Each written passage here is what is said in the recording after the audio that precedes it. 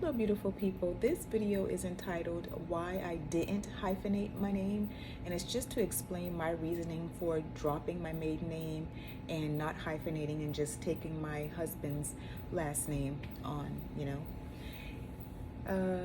When this topic came up before we got married, we would often joke about it, and I would say, I'm going to hyphenate my name, or I'm just going to keep my maiden name. And he would, definitely not be having it. So one day he said, well, that's why your first marriage didn't work. And I was like, oh, there were so many other reasons why that marriage didn't work. But I really thought about that, and I said, you know what? There may be some truth to that, because I never really committed myself to it, even with that small, what I thought was small, that small gesture of just not fully changing my name. So there were things I didn't change my name on, documents I didn't change my name on. There were some things I hyphenated on. It was just already a lot of confusion, even from the beginning. So when my husband made that statement, that it didn't work in my first marriage, it was very, very bold. It was heavy. And like I said, it really made me think. But there was, like I said, definitely some truth to it because of the spiritual ramifications of it, of not actually bringing yourself together or becoming one with your husband and taking on his name. And of course, you can have a whole lot of thoughts and opinions about that. I know we live in a modern time and era, but I think there is definitely something to that, to changing your name and becoming one and doing it the old way, or the old-fashioned way, as some would say.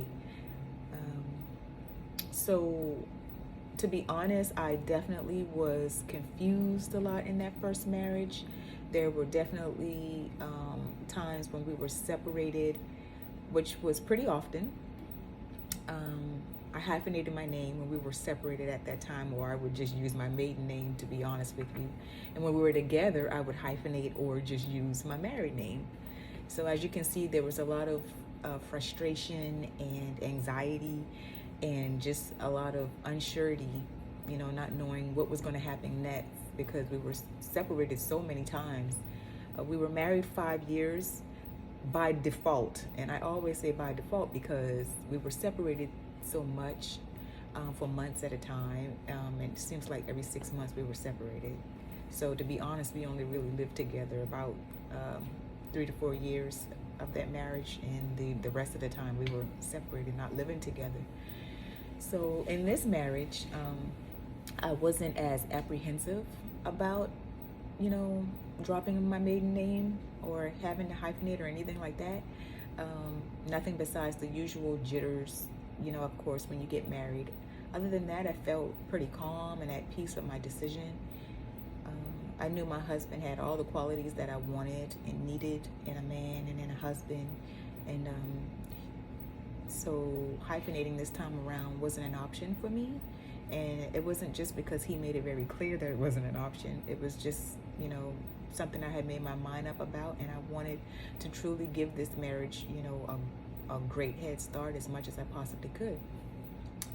So I knew that I would have to change my name legally on documents, and it would take time and some effort, but I was willing to do that. And once I put my mind to doing it, I made a list of all the different places and things I would have to do that on, and I just went from there.